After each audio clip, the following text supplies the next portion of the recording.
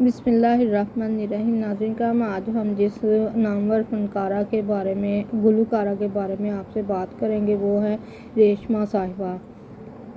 ریشما 1947 میں پیدا ہوئیں اور آپ نے اہانہ بدوش گھرانے سے تعلق رکھتی تھیں اور آپ نے لوک گائکی میں مہارت رکھتی تھیں۔ آپ پیروں کے مزاروں پر گایا کرتی تھیں۔ آپ کی آواز میں راجستھان کی جھلک نظر آتی تھی۔ آپ نے باقاعدہ طور پر کوئی تعلیم موسیقی کی حاصل نہیں کی۔ ریڈیو پاکستان کے پروڈیوسر سلیم گیلانی نے آپ کو لال شہباز کے قلندر کے مزار پر گاتے ہوئے سنا اور آپ کو ریڈیو پاکستان آنے کے لیے دعوت دی۔ اس طرح آپ کا گائکی کا سفر شروع ہوا اور آپ نے ملک اور ملک کے باہر بہت زیادہ شہرت حاصل کی۔ لمبی جدائی آپ کا ایک مشہور گانا ہے۔ دم مست قلندر مست اکھیاں نوں رہن دے اکھیاں دے کول۔ 3 نومبر 2013 کو آپ نے طویل علالت کے بعد وفات پائی۔ آپ کے سوگواروں میں ایک بیٹا اور ایک بیٹی ہے۔